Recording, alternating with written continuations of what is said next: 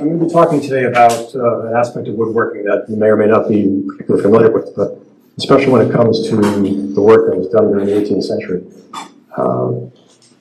Woodworking, of course, goes everywhere, full spectrum, from the furniture makers, the cabinet makers, and then carpenters who are working on the timber frames of houses. And if you want to turn that down a little bit. So.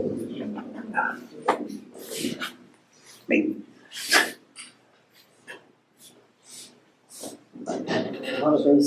Okay, try that.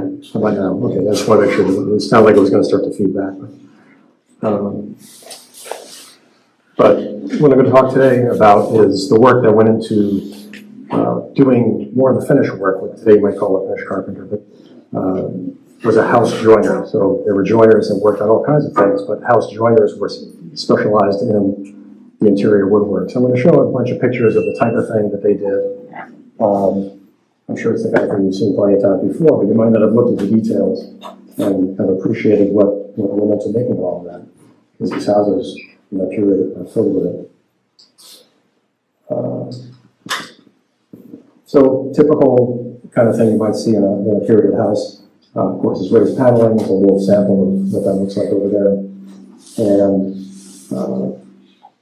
this kind of thing would have probably been done in the shop of the joiner, because they have their own shops. Not necessarily something done on site. But it had apprentices working with them to deal with a lot of the grunt work that goes into preparing the wood to get to that point. And they would have, over a number of years, trained in that trade as an apprentice to become familiar to the point of doing this kind of work. So as you kind of look through these, you'll notice that there are certain instances where you say, okay, there's a lot of different hand planes being used, and we'll talk a little bit about those later. But what you find, if you look at it carefully, is that it really doesn't take that many. You can do a lot with a half dozen planes. Same type of joinery, but just configured in a different way. And maybe adding more tenon joints that make it more complex and, of course, more expensive. So you get fairly simple stuff or fairly complicated things with the same tools. And, of course, you've got things like this exterior door work here. Again, a lot of relatively simple stuff in there, but you'll require some hand planes to do the more curvy work. But a lot of this really deals with some fairly standard joinery that everyone's worked with. The primary one that you see, at least in New England, of course our tradition comes from England. If you're in New York, it might be from the Dutch, but here it's from England. And during the Georgian period, a lot of these types of joints are being used. So, but the primary one is going to be this feather edge type of joint. So you've got a groove that's being cut with a plow plane, which we can look at later. You have a single molding plane that's doing a thumbnail mold in there, and a specialized plane that's doing the raised panel section of it, so a panel raising plane. And one can get more elaborate, adding embellishments to that, but essentially that's the joinery that's being used, besides the mortise and tenon joints. Again, typical kind of thing. You've got crown moldings now, and we've got a big crown molding plane over here on the end that we'll look at later. That's doing, that particular one is doing more architectural stuff outdoors, perhaps, than big molding, but same exact thing being done here for crown moldings in a room. Specialized planes that are dealing with the handrails in here, on the staircases. Get more crown molding. Things like these fluted columns, so you might have some particular planes that are going to give that rounded profile for the flutes in that. Staircases and so on again. More elaborate, a little hard to see it here, but there's a particular profile that's on one of those over there that is has a very complex molding that in this case came from the outside part of a staircase in Acton, Massachusetts that was common for the period. And then you have simpler things like this room here. It's a house in Chelmsford, Mass, where this entire room is paneled with feather edge paneling. So basically you have basically the same exact joint over here. So you have a feathered edge going into a groove, and then a full panel there, and then alternating that as you go up the wall or across the wall, depending on whether it's an exterior or interior wall. But the fun part about this one is if you look at this wall here, this is 3 panels. The longest ones are about this wide. This house is from about 1760. Again, covering the wall with that. Very simple tools to do that, but you have a fully paneled wall. There's no other joint in this besides that feather edge panel. That door is one board. Again, looking at the other wall, 3 panels. And they were whitewashing these because they weren't, like a lot of people in the early 20th century when they were trying to do this colonial revival stuff, they were staining everything dark and making it look gloomy, but they weren't idiots. They needed bright rooms, so they painted them that way. And so you have the original finishes on these walls here. But then you have, so this more vernacular work has a certain level of joiner that would be doing that. You start getting into these more municipal buildings like this, a meeting house, things get a little more complicated, and they can get a little more elaborate, both in terms of the structure itself and the finish work. So there are probably, I've seen probably 5 or 6 of these around. There's a whole 4 or 5 of them in New Hampshire. There's one in Vermont that I've seen. This one's in Massachusetts. Basically untouched. The town center moved, but the building stayed there. Nobody ever used it again, so it's preserved that way. But it's filled with all kinds of joinery work. So in particular, obviously, all these pew boxes have to be done. They're all basically frame and panel construction. We'll see that in a second. But then you have things like the pulpit, which now has not strictly rectangular types of joinery, but now you've got these rounded, feathered, and other angles. I've been to a lot of different symposiums, and I've talked to various people about these things. Nobody really knows for sure how they did this. I mean, you can carve it. People carve these things in round profiles. No one's ever seen a plane that does that. If you happen to see one, let me know, because it's not something you really find.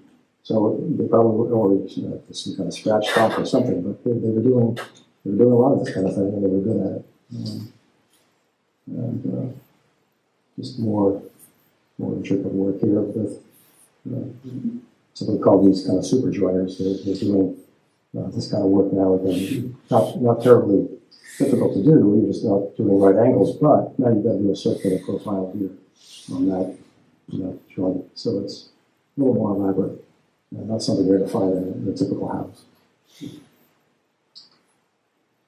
And again, specialized planes to do these rail edges and so on, but you do find those around. And again, this curved feather edge paneling, which you really get to see. Lots of frame panel throughout all these pew boxes. So a lot of apprentice work here, I'm sure. You can do good at making those. And of course, the window frame, the window sash. I've got a little example of a window sash over there, and we'll talk a little bit about how that's done. But here, adding the circular aspect to it, which makes it even more elaborate. And there's some turning involved in a lot of these. Some of these pew doors had a lot of turnings like this, and so there were a lot of turning going on in some of these joiner shops. A fellow named Ted Ingraham, who is up in Vermont, he kind of pioneered a lot of this, kind of bringing this stuff back during the 1980s. He had done a little estimate at one point about what it would take, what you would have to do to prepare the wood for a house of this size. And what he found was it would take about 7,500 square board feet of white pine. So you have to surface at least one side of those on most of them. So the flooring, the panel walls and such. The back you don't care about, you'll never see it. But you have to do some amount of finishing on that. And about 2,000 board feet of pine for that surface on 2 sides for doors and window sash and trim and such. And about 11,000 square feet of surface planing for that whole thing.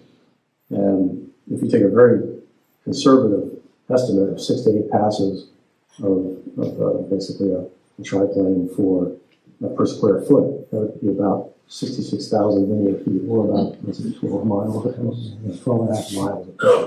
And that's conservative. I mean, generally you're doing more work than that. So you get pretty good at it when you do that much. So I talked about the shops before. So one classic example is the Domini shop. This was on Long Island. And it was going to be torn down. And so the museum in Delaware actually has it, moved it, and it's a display in the museum right now. But all the tools were in that shop. And they were all cataloged and described, and it's in a book called Hammer in Hand.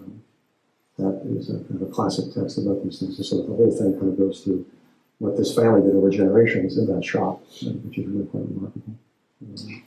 But the one that I think is pretty cool is this little building here, which is in Duxbury, Mass. And about 15 years ago or so, 10, 12, 15 years ago, the building was found on the property of a private school that had an 18th century house on it. And the school didn't want the house anymore, so they were going to find somebody to disassemble it and move it. Michael Burley, and he's well known for that kind of thing around here. But he saw the building and said, well, what's over there? And so he went in, we just store things in there, chairs and school supplies and things. And he went in, and what he found behind all this stuff was an original Joyner shop. So this is from the late 18th century, and it has 3 benches along the walls here. When you started looking more closely, you saw signs of where things were kept. Here's a lead vise attached to that bench over there. There's a tailstock for a lathe, and the lathe was a large iron wheel that the lathe had used at one point. And lots of other things. It's obvious where the tools are being kept. And this little cabinet, or the little shelf thing back here, still had the marks where the plane irons had kind of gouged up the shelf tops. So it's just unheard of to find this kind of thing intact like this. And when they did the research, it was owned by a fellow named Luther Sampson, who worked in this Joyner shop, and he was a joiner and a housewright. And he also made planes, which a lot of these guys did. And people have since found the planes with his stamp on them and matched them up with the moldings in that house. He made those himself. So it's and this has now been preserved. It's now in the National Register. So I like this picture here because it's I don't know if that should be. It's just, there's nothing to do with it. So this probably tells you a little bit about some of the joiners. This is a fellow who put an article in the paper in 1771, which says, I have an indentured servant to dispose of, was a good house joiner and has about 4 years to serve. His fondness of liquor and many temptations to debauchery in this town render him quite unfit for me, although I believe he will make a good servant to any country gentleman. So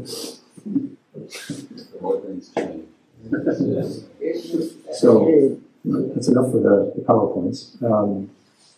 But we can talk a little bit about some of the tools here. So as I mentioned, a lot of these guys made their own tools. So you could either make them yourself, you can buy them from somebody else who made them, and there were fellows around here that did that, or you could import them from England. In any case, you would have to get the steel from England. We didn't have that capability here. And so if you were making a plane, you'd have to get that steel. You might have a blacksmith work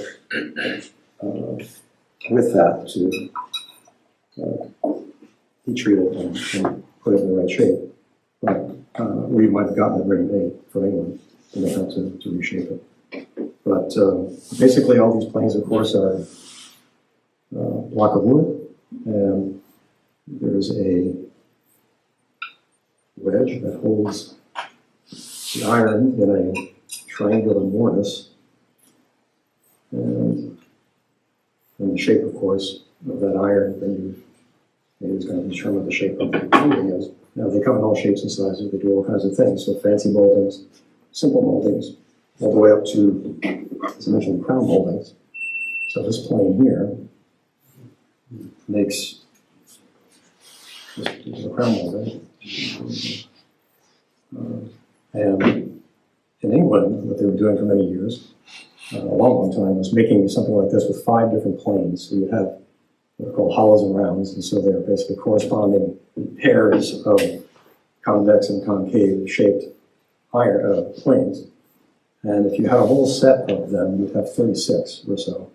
And they grow in increments of an eighth of an inch, from very small to 2.5 inches. So you have that whole set, you can make almost anything. So you can make this profile with 5 different planes. So you have one corresponding pair of hollow and round here, a pair here, and then a rabbit plane, which is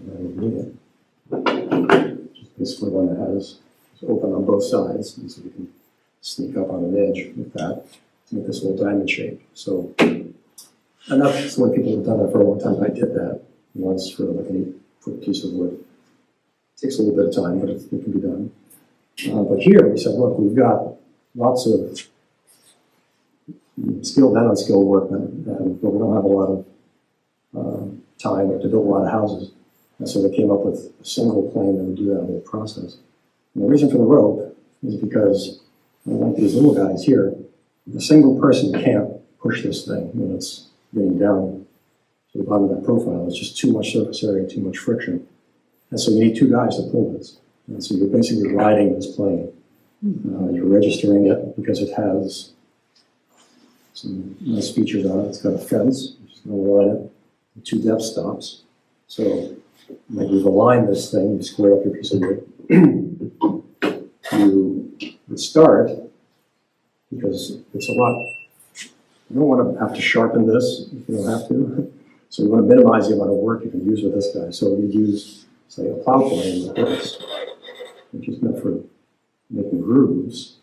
So you have an iron here, which you can put different widths on to get a different size groove. And it has an adjustable fence, and it has an adjustable depth stop right here.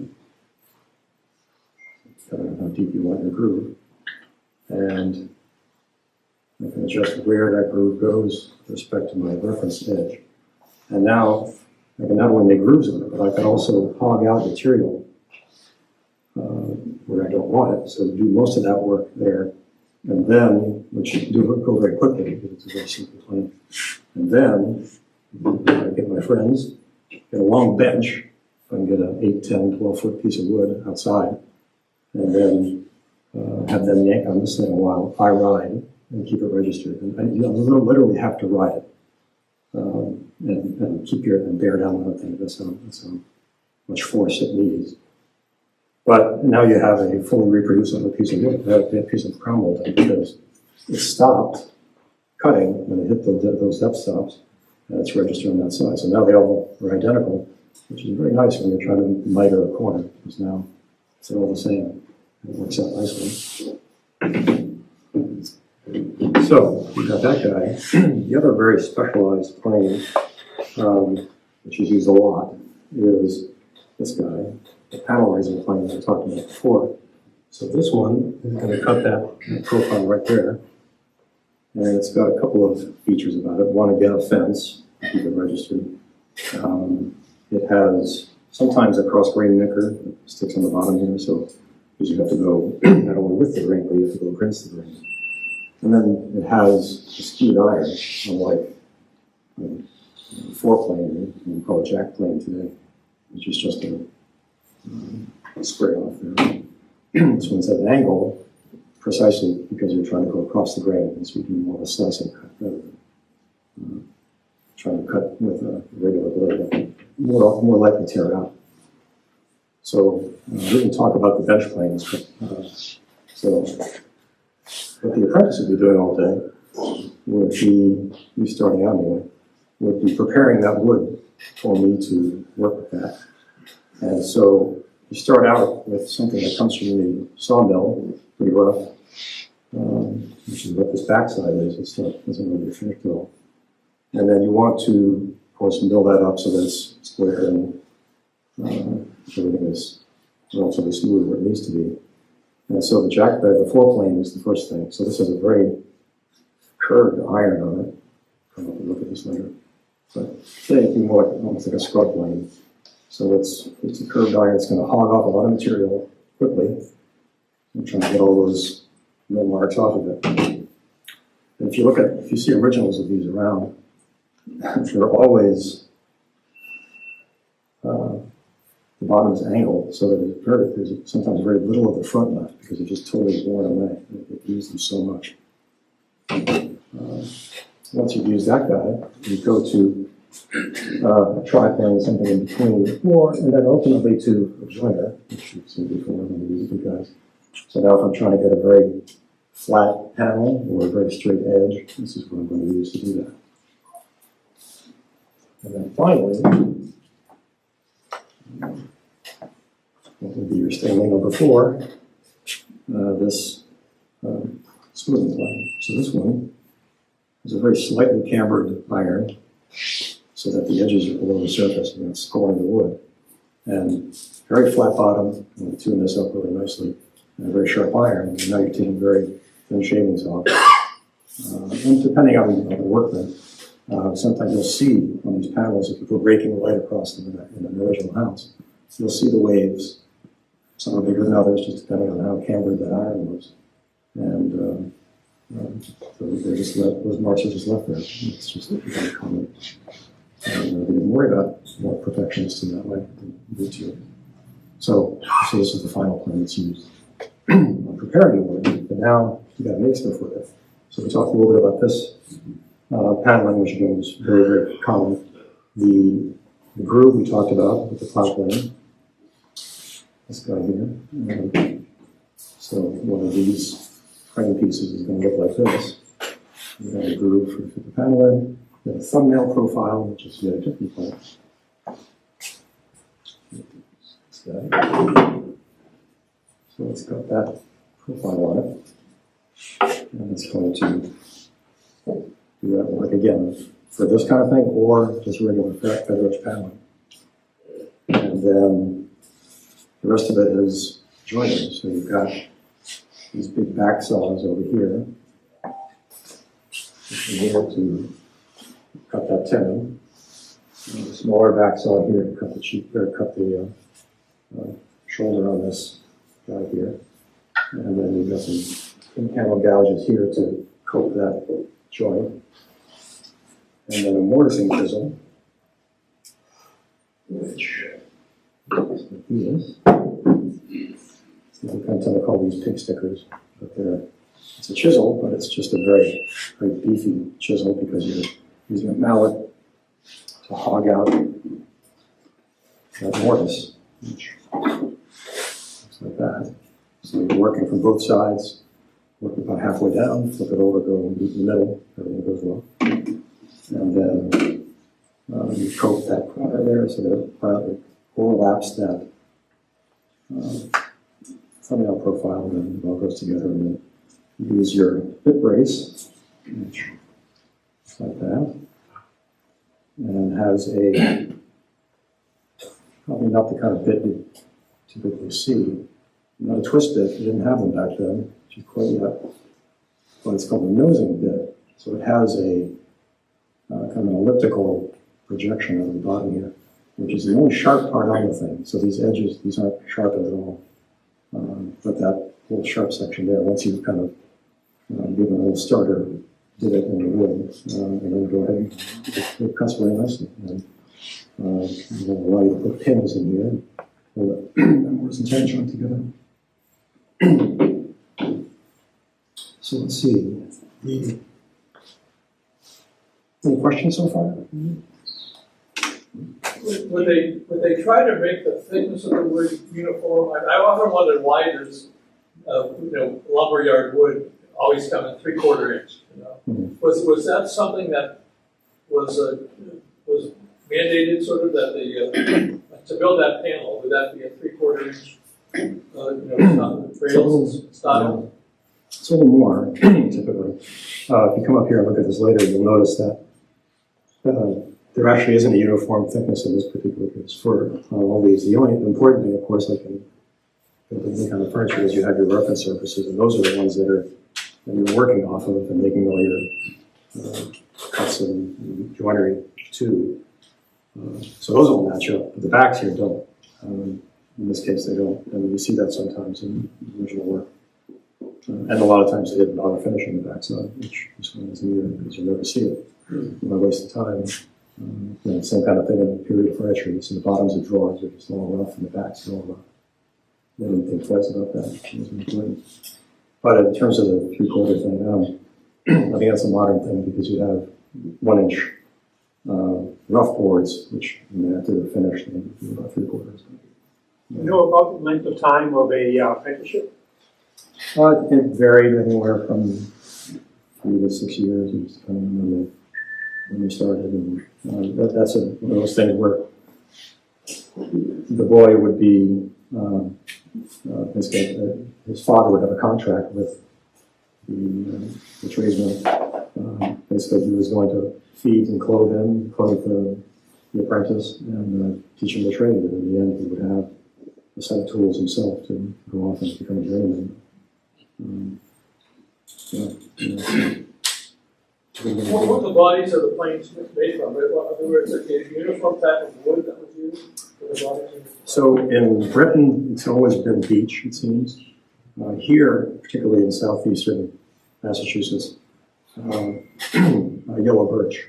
So there's an example of, I've got some other ones in there, of a New England plane. This was probably in that southeast Mass area, just based on the style of it, but it's yellow birch in the period. I made mine out of yellow birch. It looks a little different. I think today's yellow birch is not quite the same as the yellow birch. But it's really beautiful wood. Have a look later. Pull some of those plays out and have a look there. It's got a great feel. But fruit woods are also used. This one is made out of apple, and sometimes you'll find fruit wood planes as well in there too, the original one. And then you also find beech here too later. It all kind of standardized after the first quarter of the 19th century. At that point, it's all beech. They're all the same size, so what you'll find on originals is that they're all kinds of sizes. You'll have some that are 9 inches, some are 10.5, and they're all over the place. Whereas once they all standardized, everything went to 9.5 inches. So all the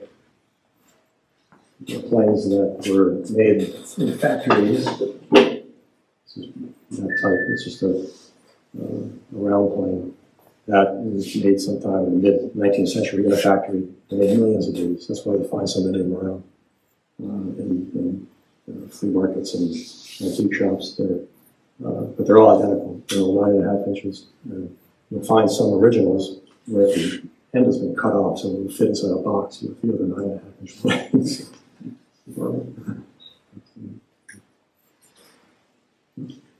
So I'm curious about the order in which you do things. So when you make this raised panel frame, you make the frame first, then you know the dimensions of the panel you have to make. And so then you also have to account for the part that's hidden. And you have a spring line on the plane, so you know approximately what the angle is going to be playing.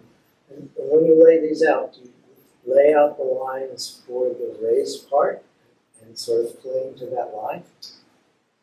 Yeah, I mean, so because in that particular operation, it's based on the edge. So because you have a fence on this thing, so you know how far you have to go into this thing to account for the seasonal movement, and add a little more. So you've got that fixed dimension, and once that panel is cut to size, then it's just a matter of just using that to go and. Is the spring angle, the angle on these beveled parts, is that standard across these planes, or is that? No, it's all over the place. Yeah. Some of them are quite steep. Some of them not so much. This one's not particularly steep. This is kind of more standard. And some of them are slightly rounded and more fancy things. Some of them have a little more embellishment on the edge, but but for the most part, they're all like that. As far as, Okay, I'm just thinking about mechanization. So I probably have the time frame wrong, but I thought you might mention water wheels or steam, but I'm picturing these old mills with like leather belts that run on a drive shaft. And is that just a different time period, or is that very uncommon? So for milling the wood, you mean? Yeah. So sawmills were the thing that was around at that time, at this point in the 18th century. So the sawmills, and they go quite early. That house, that Chelmsford house that I showed you there, from 1715, some of the human beings, some of the faces on some of them are actually sawn, so from the sawmill. So they happened quite early, actually in the 17th century. But so that's the only kind of mechanized thing that was around, is a sawmill. The rest of it was all handwork. Okay. Yeah, I thought that rope would get attached to something that would pull it, but it was to people, huh? People, yeah. Yeah. that would have been a good job for you. Yeah, in fact, I think I have the right.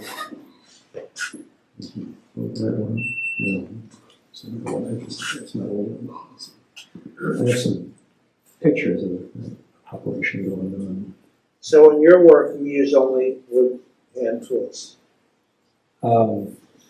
So, yeah, well, for this type of thing, so I kind of mentioned in the beginning. So this is not my profession. This is, to me, so my background of woodworking goes back to high school in the 70s, and then later on during the 80s, kind of did the whole warming and did every router and all that stuff. And then around 2000, I got into started collecting the Stanley planes, and then I was also doing reenacting, and then got into these hand planes, and grew rather fond of them, and so I started making them. I said, well, this is a very underrepresented trade. Nobody really describes how this stuff is done, and so I started doing that probably 25 years ago. So for me, it's a hobby. I enjoy demonstrating that and making the planes to do that. So that's where that comes from.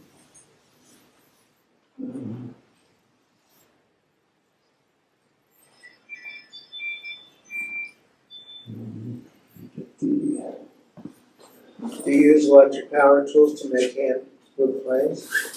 So I'll use my table saw, just because it's for all the pine stuff. I have no problem using these panel saws and such. But when it comes to cutting harder stuff, it's really more expedient to use a table saw.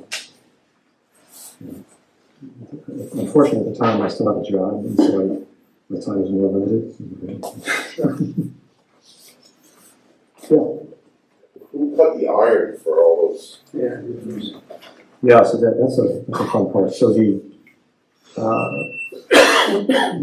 that's where the blacksmith would be most handy, because he would be able to work those irons.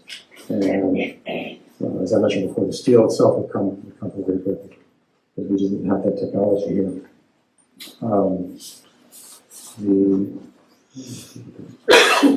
But he would be able to cut that out to the shape, and then using files and grinders go and make the shape for you. I mean, I do that myself with those tools, and so I can imagine it would be easy for them as well. But the part that's most important to these, and so just in terms of the process here, I make the wooden part first, shape that to what I need to do, and I'll use scratch stocks, files, whatever, and other planes. Kind of chicken egg problem there, but other planes to make the planes. Once that's established, then the iron itself is going to be rectangular, and then you can pop it in there, make your wedge to fit that particular iron. These are tapered, by the way, they're thicker at the bottom than they are at the top. And once you set that in there, you can describe where that's going to be. And you start out with a piece of iron that's soft.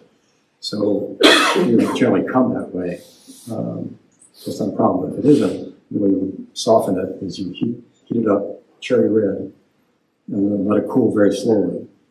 So you can either just let it air cool or stick it in a jar full of wood ash or something, just to let it cool off slowly, and it's relatively soft. You can work it easily, so now the grinder is very easy to file, it's very easy to shape these things. That's where you get the more intricate shaping on these.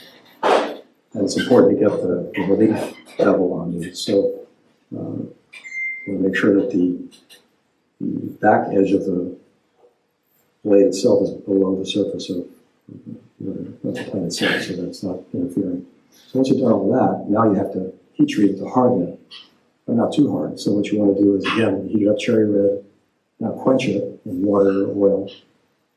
But now it's too hard. It's like a file, it's very brittle. If you drop it, it might even shatter, depending on the steel. So you have to temper it now. And so one way of doing that is to polish the surface. So it's nice and reflective, and then heat it up slowly and watch the oxidation change color. And you can see, you've seen this before. You've seen it might go to turn it like blue, the iron or something. So it'll get to a point where eventually it will turn blue, but in between it will turn kind of a straw color. And that's about the hardness that you want to stop at, and then you quench it immediately at that point. Alternatively, today you can stick it in an oven set to 325 and let it sit there for a couple hours, and that'll temper it. And now it'll be hard, but not so hard that it's fragile, but hard enough that it'll hold an edge. So that's basically the process for the iron. So they had to do that kind of in the blacksmith environment, which must have been a lot of fun, but they knew how to do it. They made knives and that kind of thing back then, so they understood all that.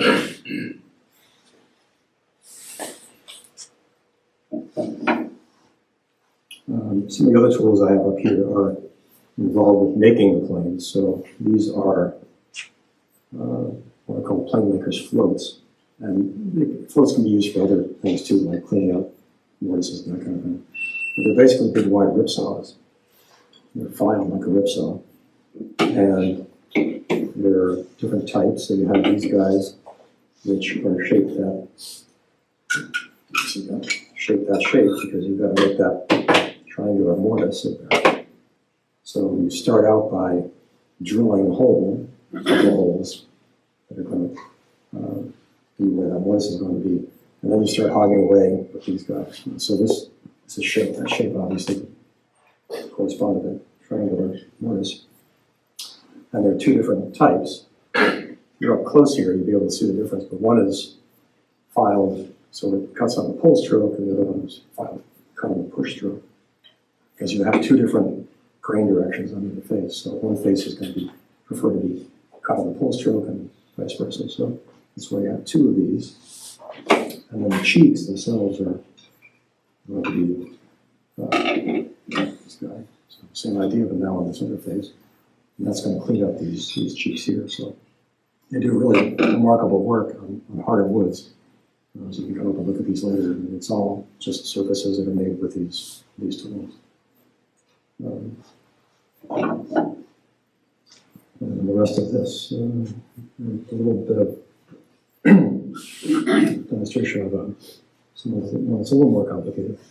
So this particular molding plane here is used for making sash, window sash. So this piece of molding here is made with this hand plane, and this one here, the way it works, is a little different than the way they were doing it in Britain. In Britain, what they would do is use two different planes. One to do the ovalo, which is just a round over, as you see there, and then a rabbit plane, we talked about before, to do the where you inset the glass and glaze the glass in. A little more challenging to run all those operations. But from here, we said, look, we can do that in one plane. So we came up with a single plane to do both, called a stick and rabbit plane.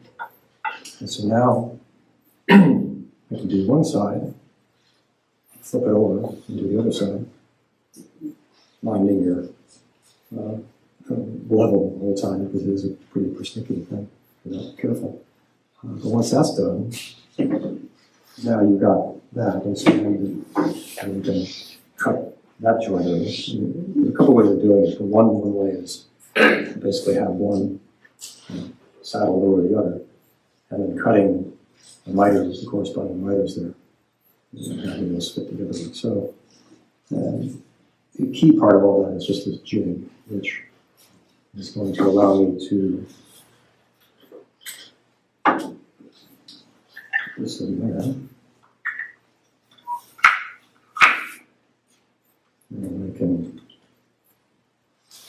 I don't know what I want it to be, and now I can use my chisels to, paring chisel to just cut that miter precisely. Flip it around and do the other side. So it's, I've seen some where if you have the full profile cut into a piece of the jig, so you can do that in one shot. But Is there a specific plane to make that profile? no, in this case I ended up using other round planes and rabbit planes and under files and kind of clean that up. So, it takes a little bit of work, but once it's done, it's great. And then the next plane I'm going to make is a coping plane that works. And they have these too that is going to be used to cope this end here to fit on the frame. Because you have to put a little more centennial joint on the end of that to fit in the frame. So.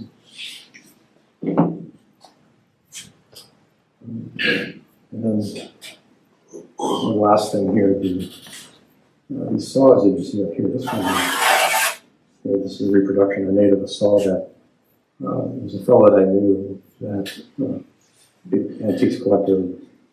He had a guy once who found a saw in the house of an Ipswich, 18th century Ipswich house that was in the walls of that house. And it was a beautiful example of an 18th century paddle saw. And it's just like this. And it has some interesting features in terms of the way that the nuts are. They're called castrated nuts. And the handles aren't quite as canted as the 19th century and later saws. So it's kind of a giveaway. But and the steel itself, it's not spring steel. This is a recycled saw blade here. It's much thicker and sturdier. But it was a very rare example of that. Somebody else bought it, and it's now in it's a deer field now in the museum there. But it's I actually wrote a paper about it, and it's really quite a fun. But we had a couple of versions of it. There's a rip cell, there's a house cut. This is the type of thing we would have been using there. Any other questions? So for the top of the cathedral window that's rounded, how do you get that rail and slab profile? Just scratch it? That's a great question. I've seen it done a couple of ways. I've seen somebody carve the whole thing out when they're trying to make a reproduction. I've seen people kind of partially carve it and then use scratch dots to kind of get the final profile. I have to think they had a more specialized plane. I keep thinking they did, but I've never seen one. How do you do it? I've never made one like that. He doesn't. That's the challenge. And in fact, I've never made a curved version of this either. Still looking for that. On your order of operation, you're doing your plow plane, you're doing your mortise first, and then the thumbnail? So let's see.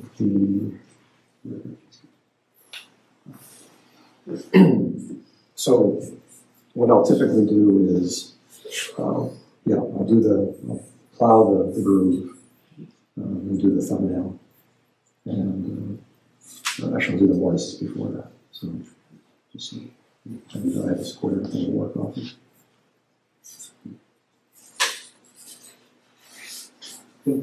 On the sharpening that you talked about, where the process was to anneal it, shape it, harden it, and then temper it.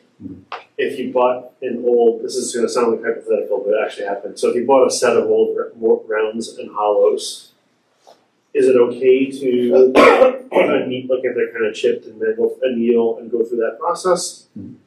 It is? Sure, yeah. And then what's the finality of, so for the complex shaped blade, there's no 8,000 grit water stone that's in that shape. So what is the method? You just use a bastard file until you're happy, or like how do you get it adequately, in your opinion, sharp? Yeah, I'm not sure how coarse the stones were that they were using. The final stones that I ended up using were just using slipstones that are going to give you that final home edge. Yeah, that's a good question. I'm not sure what kind of state the steel they were getting. I have to think some of it was fairly rough, and the blacksmith's going to do things to it and taper it and do all kinds of things. So, but they've got some tools to kind of flatten as they're working it. And they had files too, so they could be using that. For sure. But I've never seen a file in the originals. So yeah, I think it's just worked that way and flat. I don't know what they're called, but it's just a flat bottom piece up there you can use to kind of have it as flat. Right. But for your collection, you sharpen them with stones that are rounded on one side, that have the radius that you. Yeah, so the original shape, the initial shape I've done, so I use files for that. So for example, to get some of these details here, that's all done with files while it's soft. Yeah. And then after I harden it, then I can just hone it with those stones.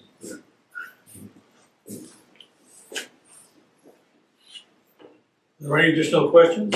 If not, I think that's good. That's